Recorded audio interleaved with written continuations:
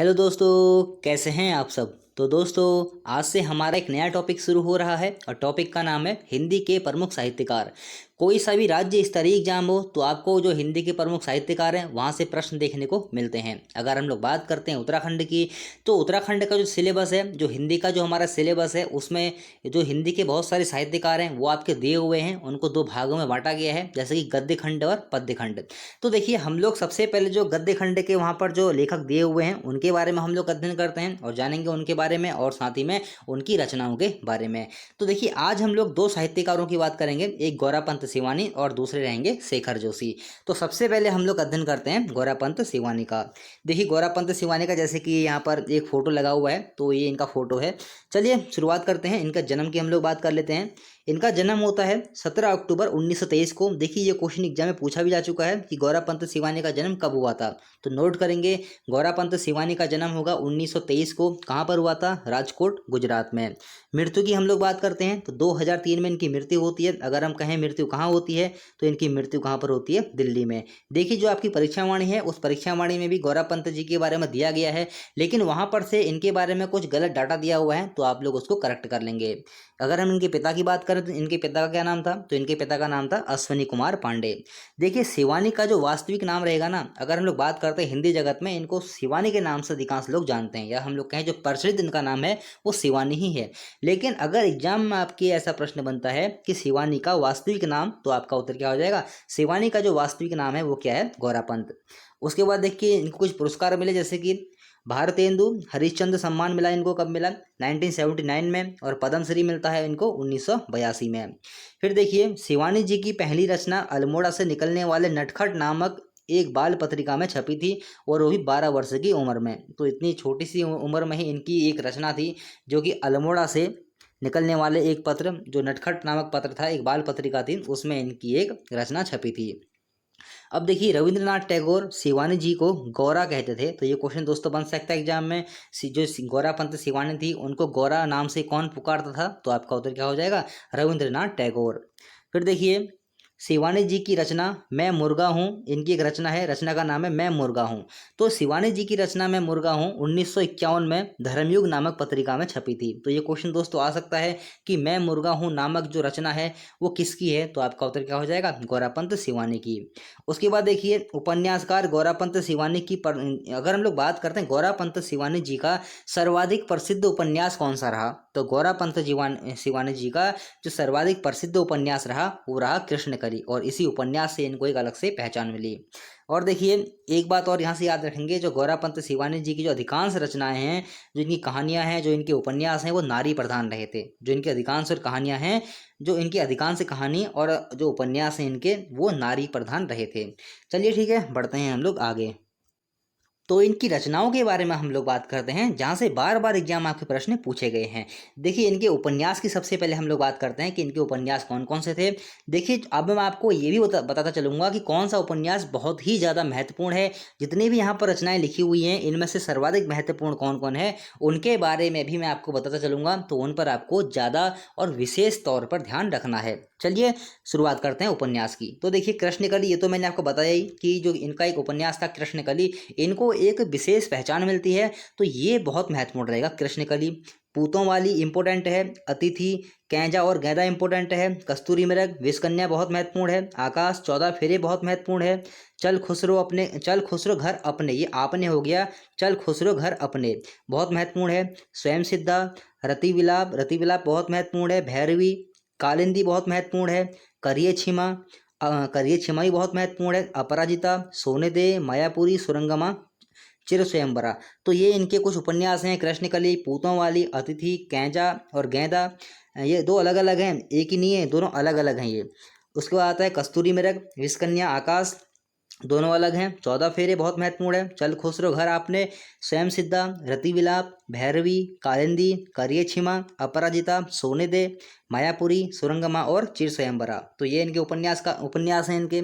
उसके बाद हम लोग बात करते हैं इनकी कहानी संग्रह की। पुष्पहार, झरोखा, मृणमाला की हंसी, पिटी हुई गोट, लाल हवेली और अपराधीन। लाल हवेली कई बार दोस्तों एग्जाम में आ चुका है। लाल हवेली है, पुष्पहार है, बहुत महत्वपूर्ण है इनके। और मृणमाला की हंसी, तो ये दोस्तों बार बार इनके जो उपन्यास हैं, इनकी कहानियां हैं, बार बार यहाँ से एग्जाम में प्रश्न बनते हैं, तो ये आपको ध्यान में रखना है सारे के सारे। उसके बाद इनकी आत्मकथाएं, कुछ इनकी आत्मकथाएं हैं। सुनहु तात यह अमर कहानी, तो इनकी एक ये आत्मकथा है। यात्रा विवरण की हम लोग बात कर लेते हैं।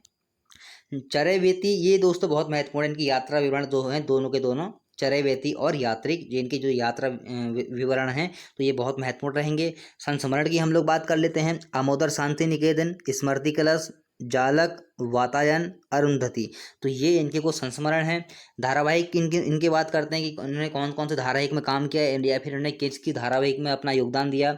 सुरंगमा, मेरा बेटा और तीसरा बेटा, तो ये दोस्तों इनके उपन्यास, कहानी संग्रह, आत्मकथा, यात्रा विवरण, संस्मरण और धारावाहिक थे। तो इनकी ये इतनी सारी रचनाएं हैं। और दोस्तों ये सारी रचनाएं महत्वपूर्ण हैं, सारी रचनाएं बहुत महत्वपूर्ण है। बार बार यहाँ से एग्जाम में प्रश्न पूछे गए हैं, तो इनको आपको बिल्कुल भी मिस नहीं करना है। यहाँ से आपको एग्जाम में प्रश्न देखने को मिलेगा। देखिए जो मृणाल पांडे हैं, वो मृणाल पांडे शिवानी जी की पुत्री हैं। तो कौन? मृणाल पांडे। चलिए ठीक है, बढ़ते हैं आगे। फिर देखिए अगले हैं शेखर जोशी। शेखर जोशी से भी हाल ही में 2-3 एग्जाम में दोस्तों प्रश्न पूछे गए हैं, तो बहुत महत्वपूर्ण रहेंगे शेखर जोशी। अब देखिए शेखर जोशी ये भी गद्य खंड में ही आते हैं। अगर आप उत्तराखंड का सिलेबस उठाएंगे तो ये भी आपको गद्य खंड में आपको देखने को मिलेंगे। इनके जन्म की हम लोग बात करते हैं तो 10 सितंबर 1932 को इनका जन्म होता है। कहाँ पर होता है? अल्मोड़ा औलिया गांव में। तो ये दोस्तों इंपॉर्टेंट रहेगा। जिन जिन साहित्यकार का जन्म उत्तराखंड के अंदर होगा ना, तो वो दोस्तों उनके जन्म का स्थान आपसे पूछ सकता है। तो जो शेखर जोशी हैं, इनका जन्म कहाँ पर होगा? अल्मोड़ा में। अल्मोड़ा में एक गांव है, गांव का नाम है औलिया गांव, यहाँ पर इनका जन्म होता है। फिर देखिए शेखर जी की रचनाओं में पहाड़ के जीवन का समावेश मिलता है। जैसे कि ये पहाड़, जैसे इनका जन्म में देखिए अल्मोड़ा में हुआ है, और इनकी रचनाओं में भी पहाड़ के जीवन का समावेश मिलता है।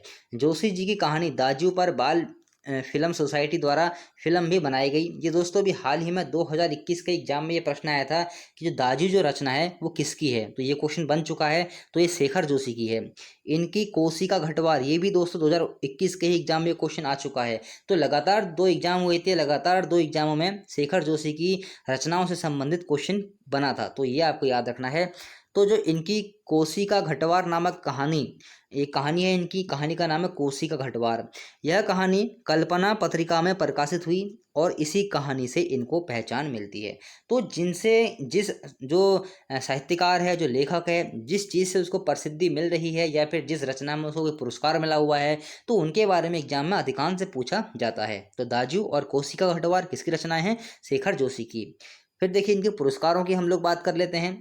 उत्तर प्रदेश संस्थान द्वारा महावीर प्रसाद द्विवेदी पुरस्कार इनको कब मिलता है? 1987 में। साहित्य भूषण पुरस्कार इनको कब मिलता है? 1995 में।